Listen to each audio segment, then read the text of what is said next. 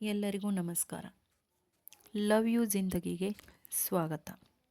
ನನ್ನ ಹೆಸರು ದೀಪಾ ರವೀಂದ್ರ ಮುಗ್ದುಮ್, ಸಹಶಿಕ್ಷಕಿಯರು, ಸರ್ಕಾರಿ ಪ್ರೌಢಶಾಲೆ ಅಲಕ್ನೂರ್, ಹಾರುಗೇರಿ. ನಾನು ಇವತ್ತು ಹೇಳಲು ಹೊರಟಿರುವ ಮಹಿಳಾ ಸಾಧಕಿಯ ಹೆಸರು ವಿಲ್ಮಾ ರು. ನಮಗೆಲ್ಲ ಜೀವನದಲ್ಲಿ ಕೆಲವೊಂದು ಸಾರಿ ಕಷ್ಟಗಳು ಬರುತ್ತವೆ. ಅವು ಬಂದಾಗ ನಾವು ಕುಗ್ಗಿಬಿಡುತ್ತೇವೆ. ನನ್ನ ಕೈಯಲ್ಲಿ ಏನೂ ಆಗೋದಿಲ್ಲ ಅಂತ ಆಕಾಶವೇ ತಲೆಯ ಮೇಲೆ ಬಿದ್ದ ಹಾಗೆ ಆಸಕ್ತಿ ಕಳೆದುಕೊಂಡು ಹತಾಶರಾಗಿ ಬಿಡುತ್ತೇವೆ. ಕೈ, ಕಾಲು, ದೇಹದ ಎಲ್ಲ ಅಂಗಾಂಗಗಳು ಚೆನ್ನಾಗಿರೋ ನಾವೇ ಹೀಗೆ ಯೋಚನೆ ಮಾಡಿದರೆ ಹೇಗೆ? ಅಂಗವೈಕಲ್ಯತೆಯನ್ನು ಮೆಟ್ಟಿ ನಿಂತು ಅಚಲ ವಿಶ್ವಾಸ, ಸತತ ಪ್ರಯತ್ನ ಮತ್ತು ನಾನು ಮಾಡಿಯೇ ತೀರುತ್ತೇನೆ ಎಂಬ ಛಲದಿಂದ ಸಾಧನೆ ಮಾಡಿ ತೋರಿಸಿದ ಒಬ್ಬ ದಿಟ್ಟ ಹೆಣ್ಣು ಮಗಳ ಕಥೆ ನಮಗೆ ಸ್ಫೂರ್ತಿದಾಯಕ. ಅವರೇ ವಿಲ್ಮಾ ರುಡಾಲ್ಫ್. ಇವರು ಅಮೇರಿಕಾದ ಒಬ್ಬ ಪ್ರಸಿದ್ಧ ಓಟಗಾರ್ತಿ.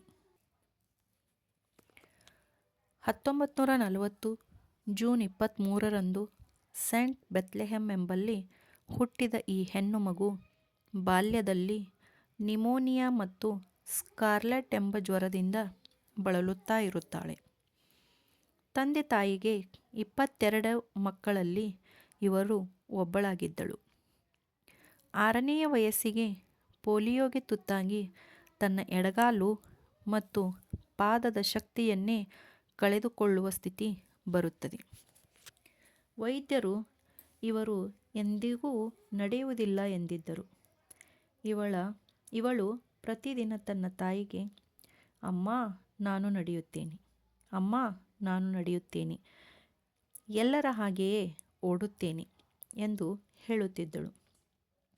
ಇವಳ ತಾಯಿಯೂ ಕೂಡ ಇವಳಿಗೆ ಸ್ಫೂರ್ತಿಯನ್ನು ತುಂಬಿ, ಹಾ ಮಗಳೇ, ನೀನು ನಡೆಯುತ್ತೀಯ ಎಂದು ಮಗಳ ಜೀವನದಲ್ಲಿ ಸ್ಫೂರ್ತಿಯಾಗಿ ನಿಂತಳು ತಾಯಿ.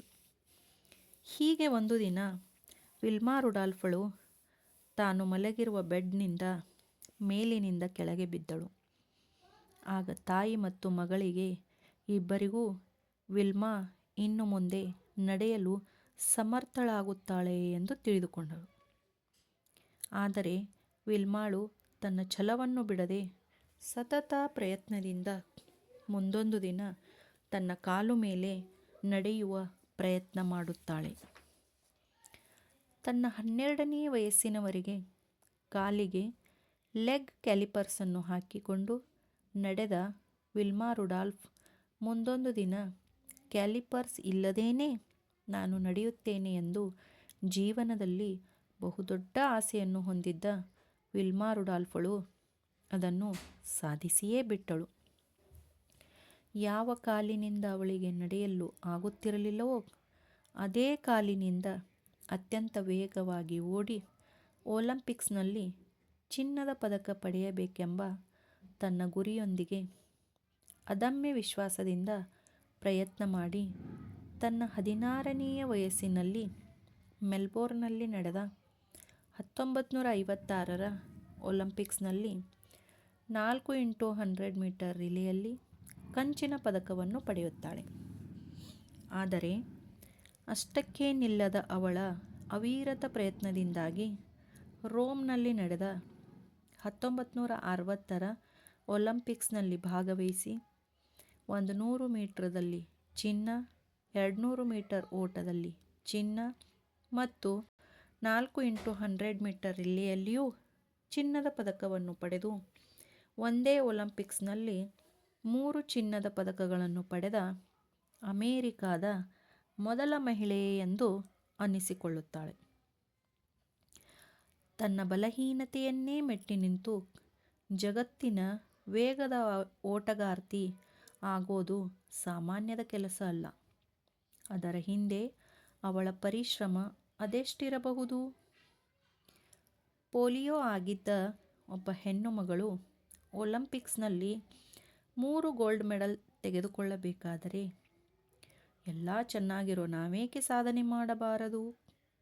ನಾವು ಮನಸ್ಸು ಮಾಡಬೇಕಷ್ಟೆ. ಕಷ್ಟಗಳು ಯಾರಿಗಿಲ್ಲ ಹೇಳಿ? ಎಷ್ಟು ದಿನ ಅಂತ ಕಷ್ಟಗಳಿಗೆ ಹೆದರುತ್ತಾ ಕುಳಿತುಕೊಳ್ಳಬೇಕು? ಸ್ನೇಹಿತರೆ, ನಮಗೆ ಆಸಕ್ತಿ ಇರುವ ಕ್ಷೇತ್ರದಲ್ಲಿ ಶ್ರದ್ಧೆಯಿಂದ ಕೆಲಸ ಮಾಡಿ ಪ್ರಾಮಾಣಿಕ ಪ್ರಯತ್ನದಿಂದ ಮುಂದೆ ಬರುವುದಕ್ಕೆ ಈ ವಿಲ್ಮಾ ರುಡಾಲ್ಫ್ ಸಾಧನೆ ನಮಗೆ ಪ್ರೇರಣೆಯಾಗಲಿ. ನಮಸ್ಕಾರ. ಆಲಿಸಿದ್ದಕ್ಕಾಗಿ ಧನ್ಯವಾದಗಳು.